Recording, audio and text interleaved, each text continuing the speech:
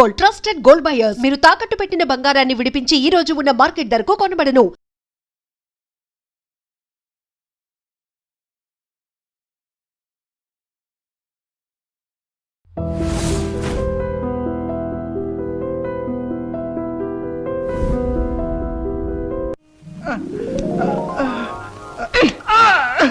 అర్జెంటే నన్ను వదలవే, కడుపులో గందరగోళంగా ఉంది. ఇదిగో వెళ్ళొచ్చిన తర్వాత నీ ప్రశ్నలన్నిటికీ తీరిక సమాధానం చెప్తాను. అమ్మా, నేను మర్చిపోతానండి. నాకు సమాధానం చెప్పిన తర్వాత మీరేమైనా చేసుకోండి. ఎన్టీ రామారావు నటించిన మొదటి చిత్రమేది, రంగుల చిత్రమేది, రాజుగా నటించిన చిత్రమేది, పేదగా నటించిన చిత్రమేది, దొంగగా నటించిన చిత్రమేది, విలన్ గా నటించిన చిత్రమేది, ఏ చిత్రం ఎన్ని రోజులు ఆడింది, అందులో ఫెయిల్యూర్స్ ఎన్ని, సక్సెస్ ఎన్ని చెప్పకండి చూద్దాం. కింద జన్మలో నువ్వు గానుగై ఉంటావే, నేను ఎద్దై ఉంటాను. అప్పుడు నేను ఆడించాను, ఇప్పుడు నువ్వు నన్ను జాడిస్తున్నావు. ఎన్టీ రామారావు నటించిన మొదటి డ్యూయల్ రోల్ సినిమా నిన్ను ఎక్కడ కొడితే బుద్ధి వస్తుందా అని ఆలోచిస్తున్నానే. ఏమండి? వస్తున్నా బాబు. ఏమయ్యా, నువ్వు పోస్ట్ మ్యాన్ కదా, పోర్ట్ ఉద్యోగం ఎప్పుడు మొదలెట్టావు? ఏంటంటే ఏమి తెల్లంటే అడుగుతారో. మీ ఆవిడ రాసి పంపించిన పాటలు తిరిగి వచ్చేసాయి. ఆహా, అయితే ఈ నెల కూడా పొయ్యిలోకి పుల్లలు కొనక్కర్లేదన్నమాట. మీ ఆవిడ గారి చేత పాటలు రాయటం అన్నా మానిపించండి, లేకపోతే ఆవిడ గారి కోసం ఒక కొత్త వారపత్రిక పెట్టండి, లేకపోతే దేశంలో తెల్లకైతే కరువు వచ్చి పడిపోద్దని. మరి ఎవరండి వచ్చింది? అమ్మో, విడు ఏమిటండి ఇవి? ఇవన్నీ నీ రచనలే. వీటి తాకిడికి ఈ ప్రపంచం అంతా తట్టుకోలేకపోతుంది. కొన్నాళ్ళకి ఈ ఊరంతా ఖాళీ చేసి పోయేటట్టున్నారు. ఊరు అంటే జ్ఞాపకం వచ్చింది. 1952లో సొంత ఊరు అనే సినిమా వచ్చింది కదా, ఎన్ని సెంటర్స్ లో 50 రోజులు ఆడింది. ఆ చిత్రంలో హీరో ఎవరు, హీరోయిన్ ఎవరు, డైరెక్టర్ ఎవరు? కింద జనంలో నువ్వు పిడకై ఉంటావే, నేను పోయే ఉంటాను. అప్పుడు నిన్ను కాల్చాను, ఇప్పుడు నన్ను కాల్చు తింటున్నావు. ఏంటండి? ఇటు కాదు, ఇటు పోతాను. పిన్ని, మళ్ళీ ఏమిటో. ఏమిటి పిన్ని, ఏమిటి గొడవ? ఏం లేదురా, ఈ మధ్య ఎవరికీ సినిమా పరిజ్ఞానమే ఉండటం లేదు. అదే నాకు చాలా బాధగా ఉంది. ఇదిగో లోపలికి వెళ్ళటానికి వీల్లేదు. ఇక్కడే పడి ఉంటానే. నాగయ్య గారు హీరోగా ఉన్నప్పుడు మా అమ్మ, రామారావు గారు హీరోగా ఉన్నప్పుడు మా అమ్మ ఎన్నో తెలుగు చలనచిత్ర పాఠికలు రాశారు. నేను ఇప్పుడు ఒకటి అలాంటిదే రాద్దాం అనుకుంటున్నాను. ఎవరు పట్టించుకోవటం లేదురా. పిన్ని, నువ్వు ఎవరిని ఏం అడగకూడదు. అడిగితే నీకు తెలిసిన విషయాలు వాళ్ళు ముందే తెలుసుకొని నీకంటే ముందే వాళ్ళు బుక్ రాసేస్తారు. అందుకని నీలోనే ఉంచుకో. నీకు ఒకటి తెలుసా, నీ బుక్ కవర్ పేజ్ బొమ్మ బాపు గారి చేత వేస్తున్నాను. అలాగా? ఫ్రంట్ పేజ్ ఏమిటో తెలుసా? ఏమిటి? రమ్ పమ్. చాలా బాగుందిరా. బ్యాక్ పేజ్ మీద సుత్తి కూడా వేయించు, రాంగ్ ముదిరిపోతుంది. మీరు ఊరుకోండి. నా బాబే, నువ్వు ఒక్కడవేరా నన్ను అర్థం చేసుకున్న వాడివి. ఇంకెప్పుడు ఎవరిని ఏమి అడగను, మిమ్మల్ని తప్ప. ఒరే, అంతా బాగానే మేనేజ్ చేసావురా, కానీ నన్ను మాత్రం బతికించలేకపోయావు. మీ పిన్ని. బాబాయ్, పిన్ని ముందు నువ్వేమన్నాను, పిన్ని వెళ్ళాకన్నావా నేను ఊరుకోను. ఓహో, నువ్వు దాని పార్టీ కదా. అవును, పిన్నంటే ఎవరనుకున్నావు? మా అమ్మ. ఒరే, ఇది ఏనాటి బంధంరా. 15 సంవత్సరాల క్రితం మీరెవరు మేమెవరు అనుకోకుండా నాకు దొరికారు. ఈ 15 సంవత్సరాల్లో మేము మీకే ఆప్యాతలు కురిపించామో తెలియదు, కానీ మీరు మా కన్నబిడ్డల కంటే ఎక్కువైపోయారా. అది మా అదృష్టం బాబాయ్. నువ్వు లేకపోతే మేమేమైపోదు. చూడమ్మా, రిటైర్డ్ స్టేషన్ మాస్టర్ గా చెప్తున్నాను, పచ్చ జెండాకి పరిగెత్తే రైలుకి బంధుత్వం ఉండక్కర్లేదురా. పచ్చ జెండా ఊగిందంటే రైలు పరిగెత్తి తీరాలే, దాని డ్యూటీ. రైలు పరిగెత్తే ముందు పచ్చ జెండా ఊగాలే, దాని బాధ్యత. మన బంధుత్వాలు కూడా అంతేరా. అయ్యో, టైం అయింది బాబాయ్. నువ్వు ముందు సరిగ్గా నిలబడు, ఇప్పుడు బయలు. ఓకే, నువ్వు రామ్మా. వెళ్ళొస్తాం. త్వరగా వచ్చేయండి. అలాగే బాబాయ్. 1969లో నా కర్మకాయలు నేను పెళ్లి చేసుకున్నాను. ఎక్కడికెళ్తారు? ఇప్పుడు ఆపేమంటే చంపేస్తాను. అమ్మా,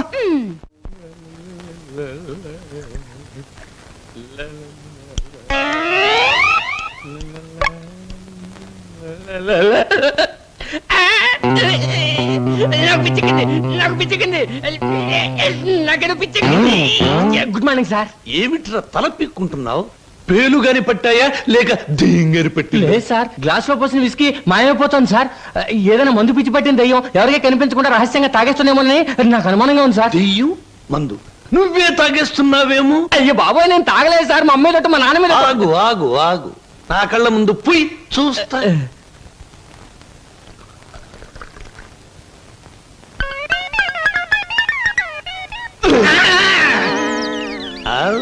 నాకు తెలుసురా నువ్వని.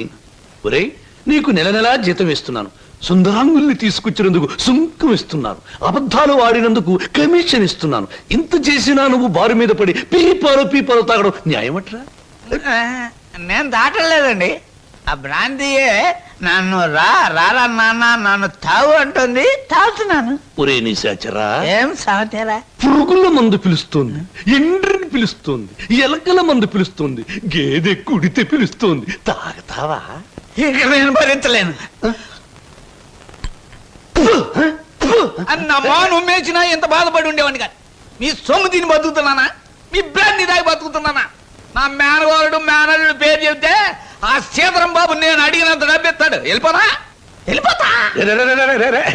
ఊరికెరా, నువ్వు విడిపోతే నాకు ఉపశాంతి ఎలా ఉంటుంది? కాకపోతే నాకు ఉపశాంతి లేదే. శంభో శంకర. ఒరే నిశాచరా, ఏమి సమాచారం? నీ ఇష్టం వచ్చినంత తాగుతూ ఉండరా. మహాప్రసాద్ నా కమిషన్ 400. నువ్వింతవరకు తీసుకొచ్చిన 96 కేసుల్లో ఈ షరతులన్నీ సరిపోతున్నాయ్యా. ఆ ముఖ్యమైన షరతుల విషయంలోనే తేడాలు వస్తున్నాయి. ఇంతకీ ఆ అమ్మాయికి మా సినిమా రాకేశం తట్టుకునే శక్తి సామర్థ్యాలు ఉన్నాయా లేవా? మీకు విషయం తెలుసా? తెలీదే. అస్సలు ఈ అమ్మాయిని తట్టుకునే శక్తి సామర్థ్యాలు మీ ఆవిడ గారికి ఉన్నాయా లేవో ముందా తెలుసుకోండి. నా కమిషన్ 400 నాకు ఇవ్వడానికి ఏ అభ్యంతరం లేదు. ఇంతకీ అమ్మాయి ఎక్కడ ఉంది? రైల్వే స్టేషన్ లో ఉంది, అడ్రస్ ఇచ్చాను, ఈ పాటికి వచ్చేస్తాను. ఆహా.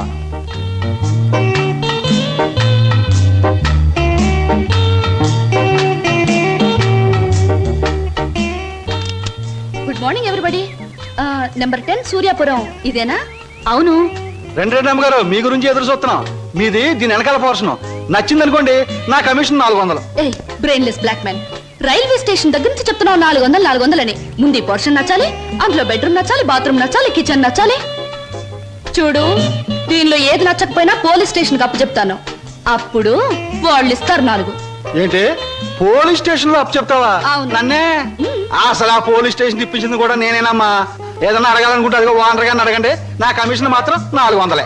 He's the owner. హలో, మీరే నా హౌస్ ఏమ్మా, అలా కనిపిస్తం లేదా? No no no. ఈ ఇల్లు కట్టి ఎన్నేళ్ళు అయి ఉంటుంది? దేశానికి స్వాతంత్రం వచ్చిన 3వ సంవత్సరంలో కట్టానమ్మా. అరే, ఇంటి పక్కన రైల్వే ట్రాక్ కూడా ఉంది. ఆ రైళ్లు వెళ్ళాలిగా, అందుకని. ట్రాక్ పక్కన మీరు ఇల్లు కట్టారా? మీ ఇంటి పక్కన ట్రాక్ వేశారా? అసలు ట్రాక్ కి మీకు ఏమిటి సంబంధం? చూడమ్మా, నేను స్టేషన్ మాస్టర్ గా పనిచేసి 30 సంవత్సరాల తర్వాత రిటైర్ అయ్యాను. రైలు శబ్దం వినిపించకపోతే నాకు నిద్ర పట్టదు, అందుకనే ట్రాక్ పక్కన ఉంటున్నాను. ఏయ్, మామిడికాయలు బాగున్నాయే. ఇక్కడ అద్దెకున్న వాళ్ళు కోసుకోవచ్చా? కోసుకునే వాళ్ళు వేరే అద్దె కట్టాలా? లేకపోతే ఇవన్నీ మళ్ళీ అద్దెలో? Slow slow slow. చూడమ్మా, నువ్వు ముందు లోపలికి వెళ్ళి పోర్షన్ నీకు నచ్చిందో లేదో చూసుకో. తర్వాత మామిడికాయల గురించి, ట్రాక్ గురించి, రైలు గురించి, నా గురించి మాట్లాడుకుందాం. Okay. Oh, it's a beautiful location. I think this the bathroom. Bathroom. బాగుందండి. అలాగే. House is beautiful. నాకు చాలా నచ్చింది. అమ్మా, ఇది నేనుంటున్న ఇల్లు, ఇది నువ్వు ఉండాల్సింది. ఓ, ఇట్స్ ఆల్ రైట్. ఎవరి అమ్మాయి? అచ్చం ముద్ద మందారలా ఉంది. నా పేరు వరలక్ష్మి అండి. వరలక్ష్మో సీతామలక్ష్మో నాకు అనవసరం. నేను మాత్రం నిన్ను ముద్ద మందారం అనే పిలుస్తాను, అంతే. చూడమ్మాయి, సినిమా జ్ఞానం లేని వాళ్ళు నా చుట్టుపక్కల ఉండడం కూడా నేను భరించను. కాబట్టి సినిమాల గురించి కొన్ని ప్రశ్నలు అడుగుతాను, చక్కగా సమాధానం చెప్పు. 1975లో ఒక చిత్రం రిలీజ్ అయింది. ఆ చిత్రం మొదట్లో హీరో లేడు, కథానాయకుడు లేడు కదా అని ఫ్యాన్స్ అంతా తిరగబడ్డారు. ఫ్యాన్స్ తిరగబడ్డ 3వ రీల్లో కథానాయకుడు వస్తాడు. ఆ చిత్రం పేరేమిటి? కథానాయకుడు ఎవరు? పాడైన థియేటర్ ఏది? ఏ ఊరు? ఏ ఫ్యాన్స్? ఆ చిత్రం నిర్మాత ఎవరు? అసిస్టెంట్ డైరెక్టర్ ఎవరు? అమ్మా, శివధనస్సు విరిచాకే రాముడికి చేతి తక్కింది. మా ఆవిడ నోరు ముయించాకే నీకు ఈ వాట దక్కుతుంది. ఆంటీ, మీరు అడిగిన ప్రశ్నలన్నిటికీ నేను జవాబు చెప్తాను. ముందు నేను అడిగిన వాటికి మీరు చెప్పాలి, ఓకే? మీ ఇంట్లో కిటికీలెన్ని, గుమ్మాలెన్ని, వాటికి తలుపులెన్ని? కిటికీల సంఖ్యలోంచి గుమ్మాలు తీసేసి వాటి తలుపుల సంఖ్యను కలిపితే వచ్చే మొత్తం ఎంత? నేనుండబోయే ఈ పోర్షన్ కున్న పెంకులన్నీ లెక్క పెడితే ఎన్ని లెక్కకొస్తాయి? 1250 రూపీస్ 20 పైసా అడ్వాన్స్ ఇచ్చి ఇంత అద్దె కింద కట్ చేసుకోమంటే ఎన్నాళ్ళు నీ ఇంట్లో ఉండొచ్చు? మీ వయసు ఎంత? 100లోంచి ఎంత తీస్తే మీ కరెక్ట్ వయసు వస్తుంది? మీ ఎత్తు ఎంత? అంకుల్ మీకన్నా ఎన్ని అంగుళాల ఎత్తు?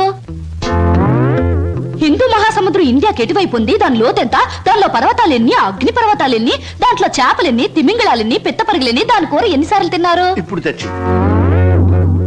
అమ్మా, పాపం ఒంట్లో నీరంతా బయటకు వచ్చేసింది. నాకు ఉన్నది ఒకటే పిల్లలు, ఇవాళ కుదిలే.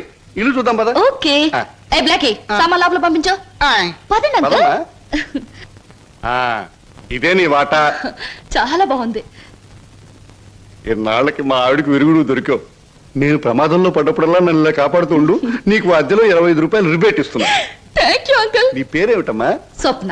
నువ్వు ఒక్కదానివే వచ్చావు, మరి నీ వాళ్ళెవరు లేరా? ఎందుకు లేరు? చాలా మంది ఉన్నారు. ఎక్కడున్నారో తెలియదు. అదేమిటి? పేరు చెప్పానుగా, స్వప్న అంటే కళ. కళ? I'm a dream.